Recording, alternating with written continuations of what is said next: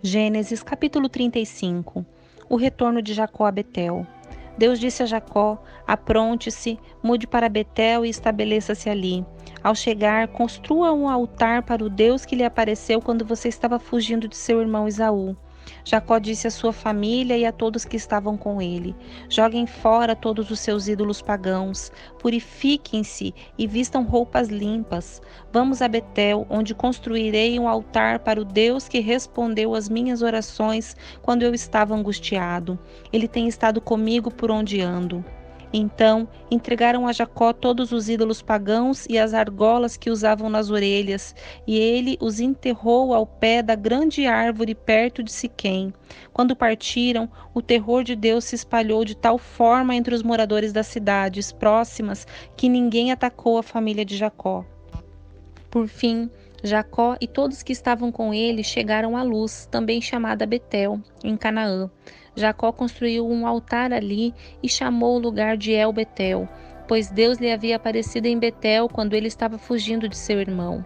Pouco tempo depois, Débora, a serva que havia amamentado Rebeca, morreu e foi sepultada ao pé do carvalho no vale perto de Betel.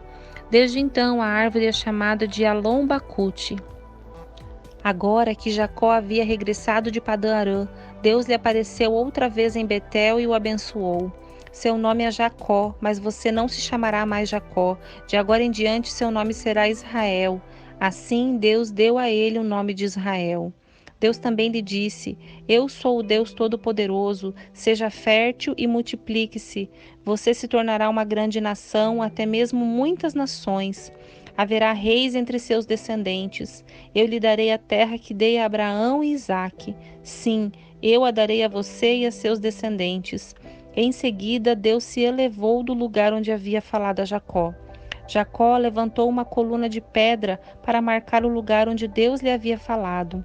Depois, derramou vinho sobre a coluna, como oferta a Deus, e a ungiu com azeite de oliva. Chamou o lugar de Betel, pois ali Deus lhe havia falado. A morte de Raquel e de Isaque. Depois que partiram de Betel, rumaram para Efrata. Raquel, porém, sentiu fortes dores e entrou em trabalho de parto quando ainda estava a certa distância da cidade. As dores de parto aumentaram e a parteira lhe disse: não tenha medo, você terá outro menino. Raquel estava quase morrendo, mas com seu último suspiro chamou o menino de Benoni. O pai do bebê, no entanto, o chamou de Benjamim. Assim, Raquel morreu e foi sepultada junto ao caminho de Efrata, ou seja, Belém. Sobre o túmulo de Raquel, Jacó levantou um monumento de pedra que está lá até hoje. Então Jacó seguiu viagem e acampou além de Migdal-Eder. Enquanto moravam ali, Ruben teve relações com Bila, concubina de seu pai, e Jacó ficou sabendo disso. Estes são os nomes dos 12 filhos de Jacó. Os filhos de Lia foram Ruben, o filho mais velho de Jacó, Simeão, Levi, Judá, Isacar e Zebulon. Os filhos de Raquel foram José e Benjamim. Os filhos de Bila, serva de Raquel, foram Dan e Naphtali. Os filhos de Zilpa, serva de Lia, foram Gade e Aser. Esses são os filhos que nasceram a Jacó em Padã-Arã. Então Jacó voltou à casa de seu pai Isaque em Manre, perto de Quiriate-Arbá, hoje chamada Hebrom, onde Abraão e Isaque viveram como estrangeiros. Isaque viveu 180 anos, deu o último suspiro e, ao morrer em boa velhice, reuniu-se a seus antepassados. Seus filhos Esaú e Jacó o sepultaram. Gênesis capítulo 36. Os descendentes de Esaú. Este é o relato dos descendentes de Esaú, também chamado Edom. Esaú se casou com 2 moças de Canaã, Ada, filha de Elon, o Hitita, e Oolibama, filha de Aná e neta de Zibeão, o Eveu. Também se casou com sua prima Basemate, que era filha de Ismael e irmã de Nebaiote. Ada deu à luz um filho chamado Elifaz. Basemate deu à luz um filho chamado Reuel. Oolibama deu à luz filhos chamados Jeús, Jalão e Corá. Todos esses filhos nasceram a Esaú na terra de Canaã. Esaú tomou suas mulheres, seus filhos e filhas e todos os de sua casa, além de seus rebanhos e o gado, toda a riqueza que havia adquirido na terra de Canaã, e se mudou para longe de seu irmão Jacó. Seus rebanhos e bens eram tantos que a terra onde moravam não era suficiente para sustentá-los. Portanto, Esaú, também chamado Edom, se estabeleceu na região montanhosa de Seir. Este é o relato dos descendentes de Esaú, os edomitas, que viviam na região montanhosa de Seir. Estes são os nomes dos filhos de Esaú: Elifaz, filho de Ada, mulher de Esaú, e Reuel, filho de Bezamate, mulher de Esaú. Os descendentes de Elifaz foram Temã, Omar, Zefô, Gaetã e Kenaz. Timna, concubina de Elifaz, filho de Esaú, deu à luz um filho chamado Amaleque. Esses são os descendentes de Ada, mulher de Esaú. Os descendentes de Reuel foram Naate, Zerá, Samá e Mizá. Esses são os descendentes de Bazemate, mulher de Esaú.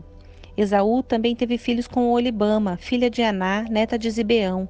Seus nomes eram Jeús, Jalão e Corá. Estes são os descendentes de Esaú, que se tornaram chefes de vários clãs. Os descendentes de Elifaz, filho mais velho de Esaú, se tornaram chefes dos clãs de Temã, Omar, Zefô, Kenaz, Corá, Gaetã e Amaleque. Esses são os chefes de clãs descendentes de Elifaz na terra de Edom. Todos eles foram descendentes de Ada, mulher de Esaú.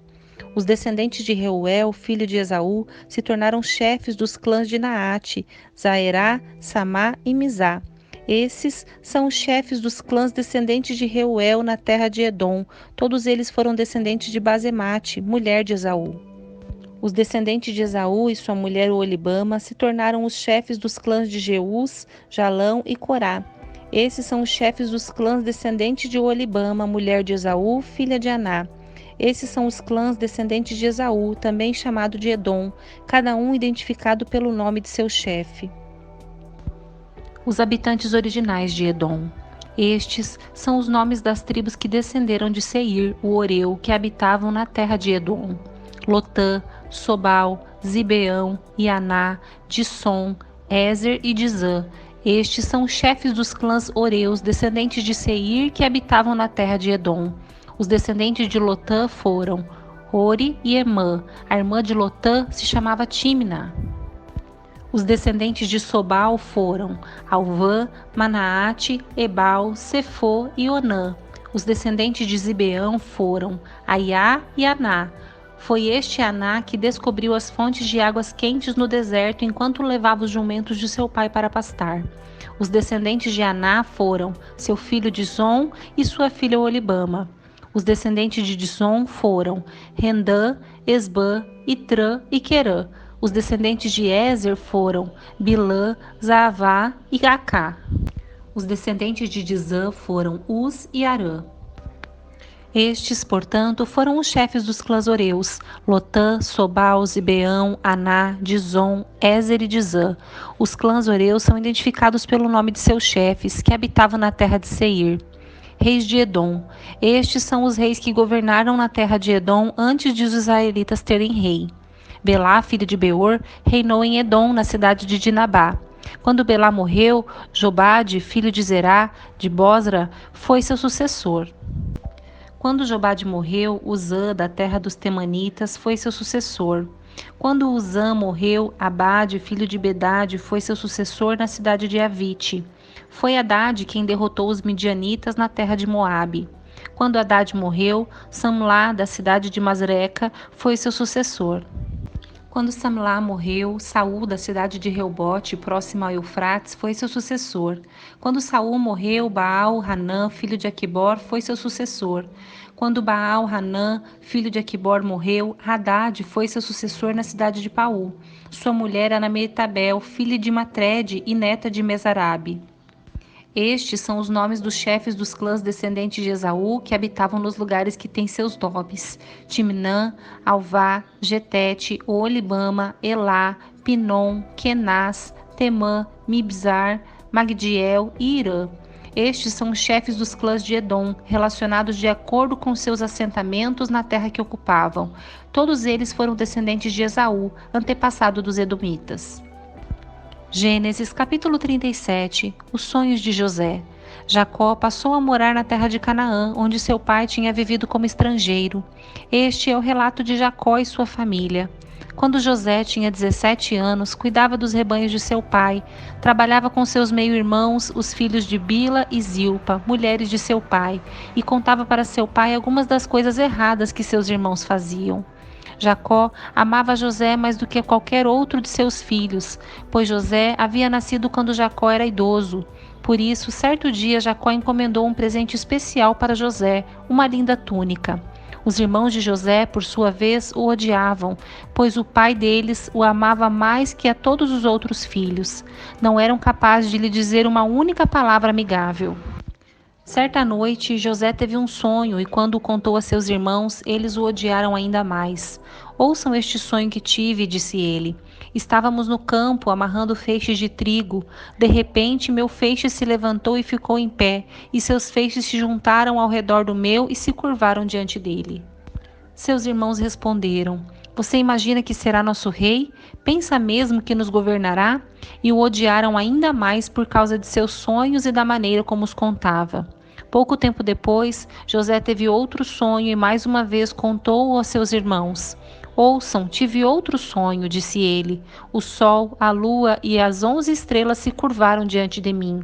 Dessa vez contou o sonho não apenas aos irmãos, mas também ao pai, que o repreendeu, dizendo: Que sonho é esse? Por acaso eu, sua mãe e seus irmãos viremos e nos curvaremos até o chão diante de você? Os irmãos de José ficaram com inveja dele, mas seu pai se perguntou qual seria o significado dos sonhos. José é vendido como escravo. Pouco depois, os irmãos de José levaram os rebanhos de seu pai para pastar junto de Siquém. Então Jacó disse a José: Seus irmãos estão cuidando das ovelhas em Siquém. Apronte-se e eu o enviarei até eles. Estou pronto para ir, respondeu José. Vá ver como estão seus irmãos e os rebanhos, disse Jacó, e traga-me notícias deles. Jacó o enviou e José viajou de sua casa no vale de Hebrom até Siquém. Quando José chegou a Siquém, um homem da região notou que ele andava perdido pelos campos. O que você está procurando? Perguntou o homem. Estou procurando meus irmãos, respondeu José.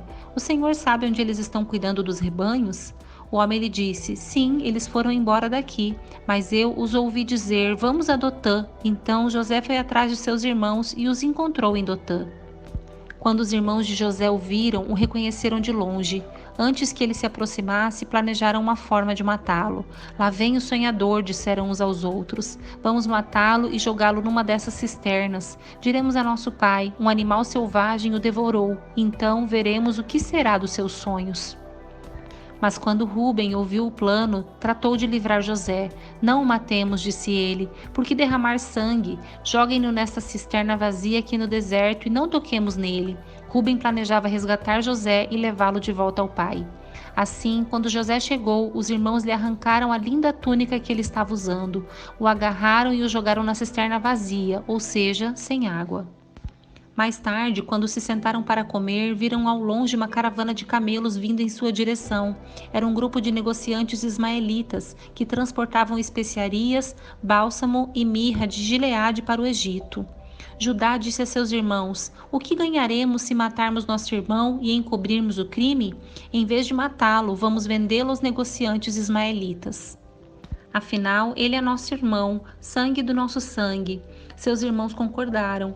Então, quando os ismaelitas, que eram negociantes midianitas, se aproximaram, os irmãos de José o tiraram da cisterna e o venderam para eles por 20 peças de prata, e os negociantes o levaram para o Egito. Algum tempo depois, Rúben voltou para tirar José da cisterna. Quando descobriu que seu irmão não estava lá, rasgou as roupas. Voltou a seus irmãos e lamentou-se. O menino sumiu, e agora o que farei? Então os irmãos mataram um bode e mergulharam a túnica de José no sangue do animal. Enviaram a linda túnica para o pai com a seguinte mensagem: Veja o que encontramos, não é a linda túnica de seu filho? O pai a reconheceu de imediato e disse: Sim, é a túnica de meu filho. Um animal selvagem o deve ter devorado. Com certeza José morreu despedaçado.